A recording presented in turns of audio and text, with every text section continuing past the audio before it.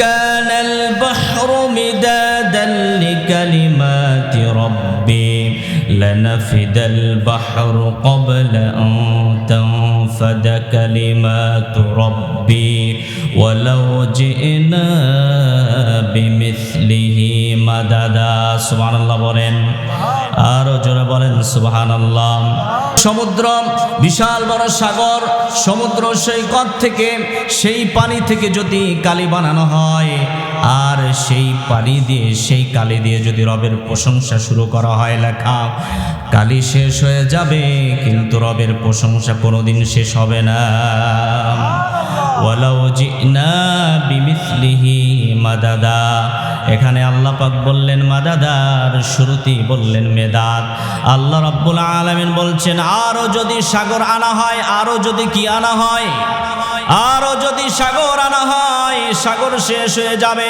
আবার যদি সাগর আনো সেই সাগর তোমাদের শেষ করা হবে, কিন্তু রবের প্রশংসা কোনোদিন শেষ হবে না। প্রশংসা সবই কেবল তোমারি রব্বুল আলামিন, প্রশংসা সবই কেবল তোমারি রব্বুল আলামিন।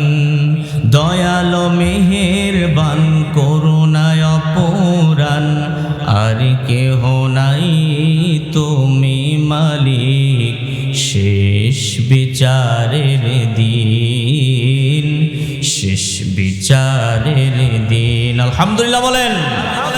আমাদের বিচারগুলো করবেন কে? এই যে আমাদের সাক্ষীগুলো দান করবেন কে? সব সাক্ষীগুলো সেদিন সাক্ষী দিবে। এই যে মাদ্রাসায় যে পড়াচ্ছেন এটার ব্যাপারেও সেদিন সাক্ষ্য হয়ে যাবে। সুবহানাল্লাহ পড়েন। আল্লাহ রাব্বুল আলামিন বলছেন আমার সব নিদর্শন, আমার প্রশংসা গোলাম তুমি কি জন্য করবা, আমার প্রশংসা কেন তুমি করবা? শোনো শোনো, এই জন্যই করতে হবে।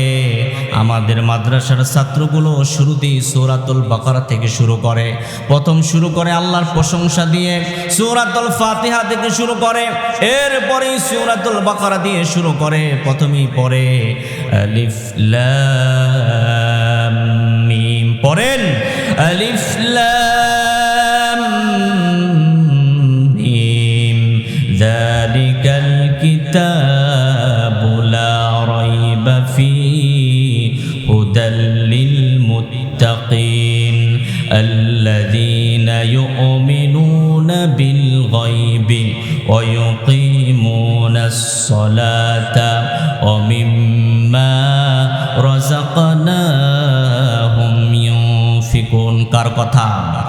কার কথা?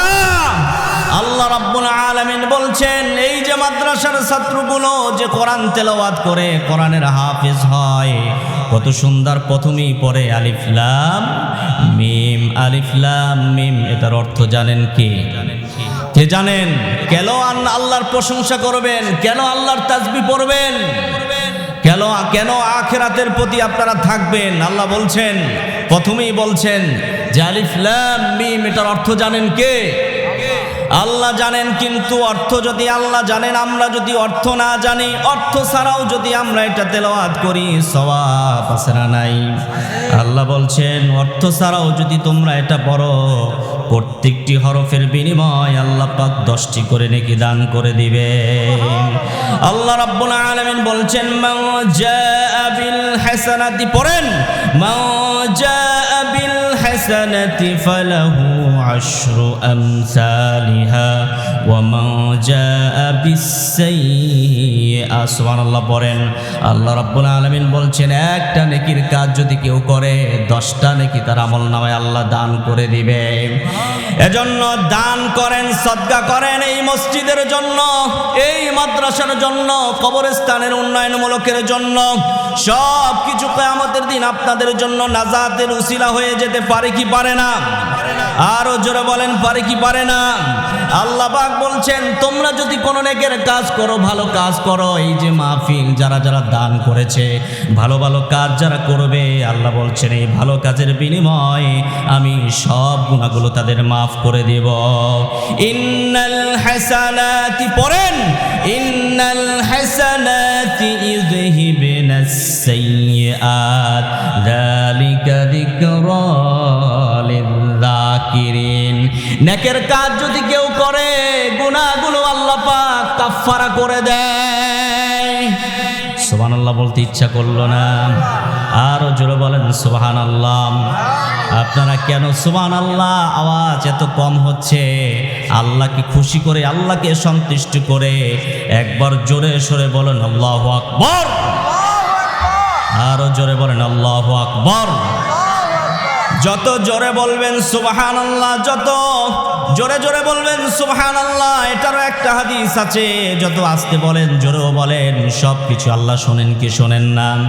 কিন্তু জোরে বলার একটা হিকমত হচ্ছে আপনার ঈমানটা আরো বেশি মজবুত হয়ে যায়, ঠিক কি না? সেজন্য আল্লাহ রাব্বুল আলামিন বলছেন, রাসূল সাল্লাল্লাহু আলাইহি সাল্লাম কি আল্লাহ পাক বলছেন, হাবিব আপনি বলে দেন। প্রথম হাদিসের ভিতরে এই কথাটাই রাসূল সাল্লাল্লাহু আলাইহি সাল্লাম উল্লেখ করলেন। আমি বলি না আলিফ লাম মিম একটা হরফ, আমি বলি না আলিফ লাম মিম একটা হরফ, আমি বলি আলিফ একটা হরফ, লাম একটা হরফ, মিম একটা হরফ। যে ব্যক্তি আলিফ লাম মিম একসাথে পড়বে 30টা নেকি আল্লাহ পাক তার আমলনামায় দান করে দিবে। সেজন্য নামাজ আমাদের জীবনে দরকার আছে না নাই? রোজা আমাদের জীবনে দরকার আছে না নাই? মনে রাখবেন, কবরে যাওয়ার পরে আপনার কেউ আপন হবে না, আপনার বন্ধু আপনার আপন হবে একমাত্র আল্লাহ রাব্বুল আলামিন। এই জন্য আল্লাহ রাব্বুল আলামিন বলছেন, নামাজ সালাত যা কিছু আছে এগুলো তোমাদেরকে আমি দান করেছি, যাতে করে সালাত আদায় করে করে নেক ভালো ভালো কাজ করে তোমরা আমার প্রিয় বান্দা হয়ে যেতে পারো, ঠিক কিনা বলেন? আমরা আল্লাহ পাকের প্রিয় বান্দা হতে চাই কি চাই না? আল্লাহকে ভালোবাসতে চাই কি চাই না? কারা কারা চান আল্লাহকে দুহাত তুলে একটু দেখান। নারায়ে তাকবীর, নারায়ে তাকবীর। আল্লাহ কবুল করুক বলে আমিন। আল্লাহ রাব্বুল আলামিন বলছেন, আমাকে যারা ভালোবাসতে চাও, আমাকে যারা মহব্বত করো, আমার প্রতি যারা ঈমান এনেছো, ওয়াল্লাযীনা আমানু আশাদ্দু হুব্বাল লিল্লাহ। শাদীদের আফআলে তাবদীলের সিগা। আল্লাহ রাব্বুল আলামিন বলছেন, মুমিনরা যারা ঈমান এনেছে সব কিছুর চাইতে আমাকে তারা বেশি ভালোবাসবে। আল্লাহু আকবার। দানের কথা যখন বলা হবে, মাদ্রাসা মসজিদের কথা যখন বলা হবে, মোমেন সব কিছুর চাইতে সে সবার আগে এগিয়ে আসবে, ঠিক কিনা? সবার আগে সে পাশে দাঁড়াবে, সবার আগে সে পাশে থাকবে। এই জন্য আল্লাহ বলছেন, মোমেনেরা যখন আমাকে বেশি ভালোবাসবে, দুনিয়ার কোনো টেনশন থাকবে না, আখিরাতেরও কোনো টেনশন থাকবে না। মোমেনের সব টেনশন আমি আল্লাহ দূর করে দেব। আল্লাহকে যারা বেসেছে ভালো, দুঃখ কি আর তাদের থাকতে পারে? হতাশা কি আর তাদের থাকতে পারে? কোরআনের আয়াতকে যারা বেসেছে ভালো, দুঃখ কি আর তাদের থাকতে পারে? হতাশা কি আর তাদের থাকতে পারে? আলহামদুলিল্লাহ বলেন। এই যে কোরআনের হাফেজ হয়ে যাচ্ছে, এই মাদ্রাসায় কোরআনের হাফেজ হয় কি হয় না? এই মাদ্রাসায় কোরআন তেলাওয়াত হয় কি হয় না? ওই পিতামাতার ভাগ্য কত ভালো, যেই পিতামাতার সন্তান হয় কোরআনের হাফেজ। কথা বলেন না কেন? ওই মায়ের কপাল কত ভালো, যে মায়ের সন্তান হয় কোরআনের হাফেজ, কোরআনের খাদেম। কোরআন আমাদের জীবনে দরকার আছে না নাই? কোরআন আমরা শেখার দরকার আছে না নাই? কোরআন আমাদেরকে দান করেছেন কে? কত সুন্দর আল্লাহ বলছেন, দেখবেন মাদ্রাসার ছাত্রগুলোর চেহারার দিক তাকালে একটা নূর আছে না নাই? সবার একটা চেহারা, আর মাদ্রাসার ছাত্রের একটা চেহারা, এই চেহারার দিক তাকালি একটা নূর, কেমন কেমন একটা যেন নুরানি একটা চেহারা আছে না নাই? আল্লাহ বলছেন এই নূরটা আমি আল্লাহ তাদেরকে দান করে দিয়েছি, কারণ তারা সারা দিন 24 ঘন্টায় তারা কোরআন তেলাওয়াত করে, ঠিক কিনা? আল্লাহ রাব্বুল আলামিন বলছেন তোমরা নামাজ কায়েম করবে ঠিকই, কিন্তু ফজরের টাইমে বেশি করে কোরআন তেলাওয়াত করবে। সকাল থেকে নিয়ে রাত পর্যন্ত নামাজ কায়েমের কথা বলেছেন কে? আল্লাহ বলেন নাই তুমি শুধু নামাজ পড়ো, আল্লাহ এটা বলেন না, আল্লাহ বলেছেন নামাজ কায়েম করার কথা, ঠিক কিনা? সকাল থেকে নিয়ে রাত পর্যন্ত নামাজ কায়েম করো, আর ফজরের টাইমে বেশি করে কোরআন তেলাওয়াত করো। এই দুইটা কাজ তোমাদের ভিতরে যাদের থাকবে, এই কোরআন তার জন্য কিয়ামতের দিন সাক্ষী হয়ে যাবে। আকিমিস সালাতা পড়েন, আকিমিস সালাতা লিদুলুকিশ শামসি ইলা গাসাকিল লাইল ওয়া কুরআনাল ফজর ইন্না কুরআনাল ফজরি কানা মাশহুদা। সকাল থেকে নিয়ে রাত পর্যন্ত তোমরা নামাজ কায়েম করো। প্রথম দিলেন আল্লাহ রাব্বুল আলামিন ফজর, ফজরের পরেই দিলেন জোহর, জোহরের পরেই দিলেন আসর, আসরের পরেই দিলেন মাগরিব, মাগরিবের পরেই দিলেন এশা।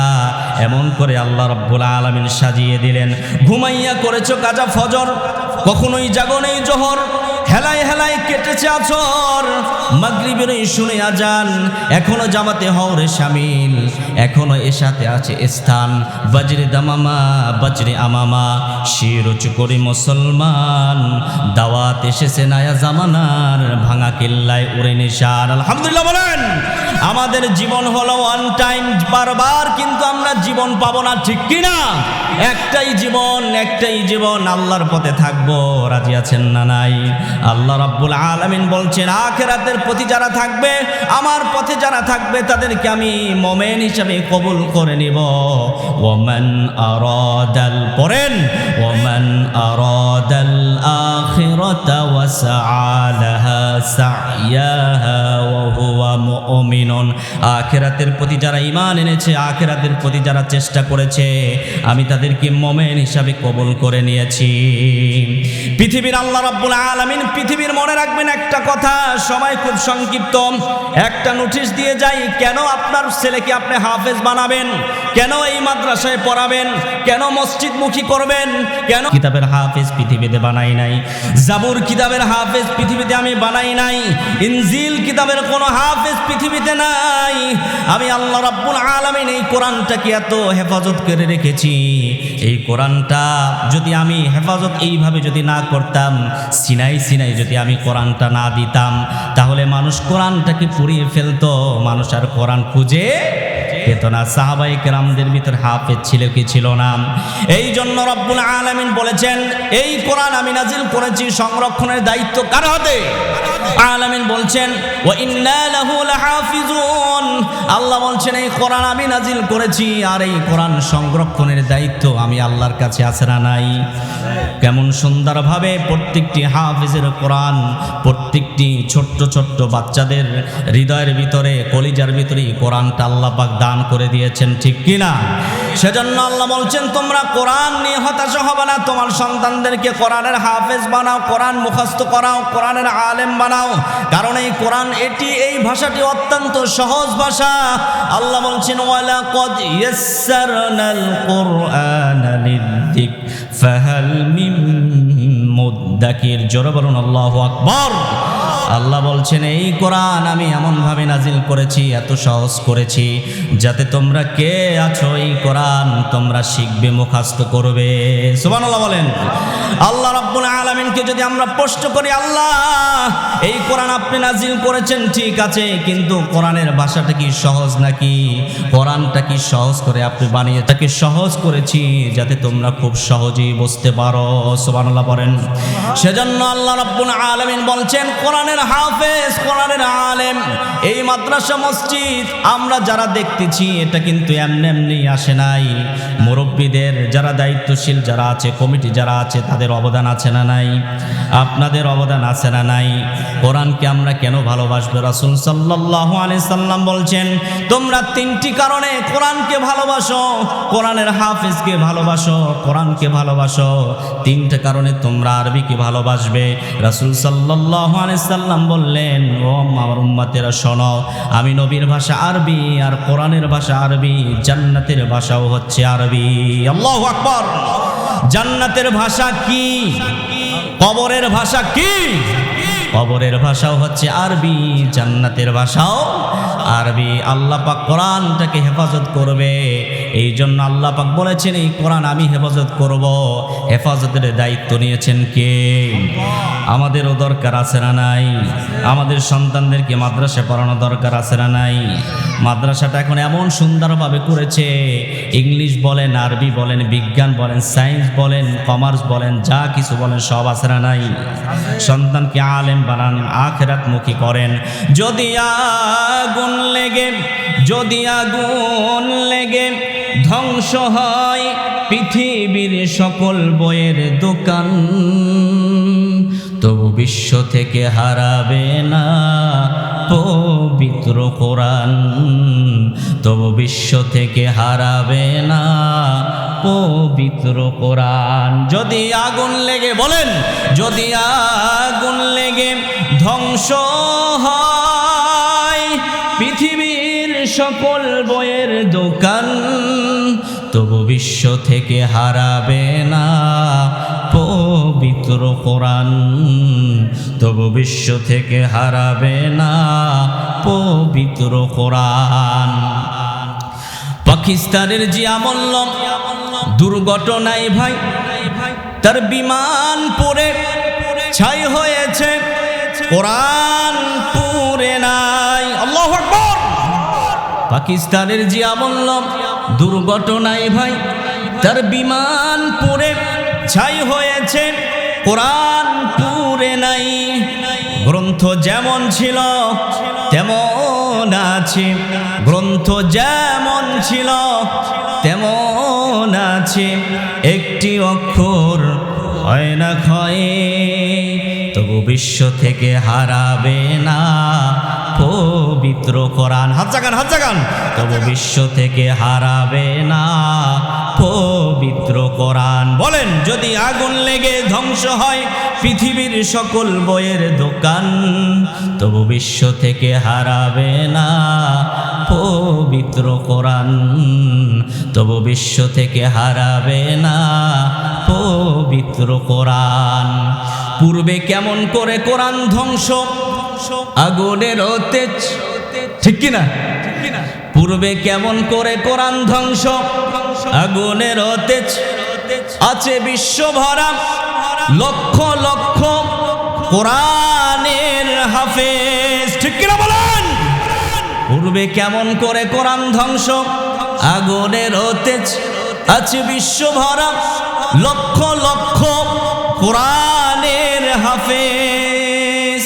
তারা আবার ছাপিয়ে আসমানি গ্রন্থ, তারা আবার ছাপিয়ে আসমানি গ্রন্থ, বাঁচাবে ইসলামের মান, তবু বিশ্ব থেকে হারাবে না পবিত্র কোরআন, তবু বিশ্ব থেকে হারাবে না পবিত্র কোরআন। যদি আগুন লেগে ধ্বংস হয় পৃথিবীর সকল বইয়ের দোকান, তবু বিশ্ব থেকে হারাবে না পবিত্র কোরআন, তবু